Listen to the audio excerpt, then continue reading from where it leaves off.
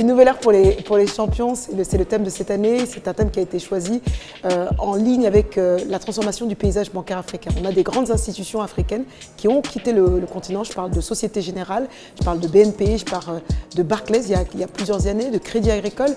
Et ça a laissé la place en fait à certains acteurs qui étaient des acteurs locaux, voire régionaux, qui ont pu racheter donc ces actifs qui ont été vendus par ces grands acteurs pour accroître leur franchise, accroître leurs activités pour, je l'espère, devenir des acteurs continentaux, voire internationaux.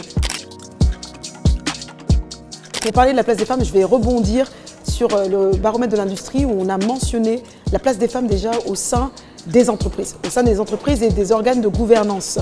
Les femmes sont très peu représentées, même si l'ambition à court, moyen terme, elle est d'avoir au moins 50% des femmes intégrant les comités d'audit, les comités d'organisation, les boards. On n'y est pas encore, on n'a que 25% des femmes dans 77% des institutions qui font partie des boards. C'est qui est très peu, mais et qui avance très peu dans le temps. Et aujourd'hui, on se rend compte que la plupart des femmes qui sont à la tête des PME sont des PME qui sont les mieux gérées. On a, comme on dit dans le jargon africain, moins de casse, c'est-à-dire on a des niveaux de créances douteuses. Quand elles sont dans le niveau de créances douteuses, c'est les niveaux des crédits qui ne sont pas sains, des crédits qui sont en retard de paiement. Il est très souvent beaucoup plus bas sur des entreprises qui sont gérées par des femmes que dans des entreprises qui sont gérées par des hommes.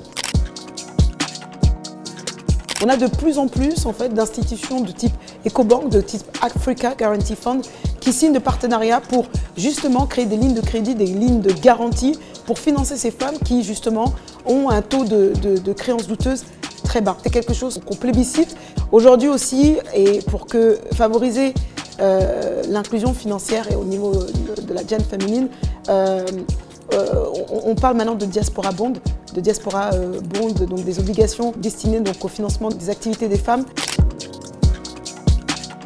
On fait encore en sorte que sur tous les panels, on ait au moins un minima, il y a eu des panels où elles sont beaucoup plus que ça, au moins une femme sur chaque panel pour que justement cette représentativité des femmes dans la finance, puisqu'elles existent, on a beaucoup de directrices de départements, beaucoup de directrices d'institutions qui œuvrent aujourd'hui et qui font de l'excellent boulot.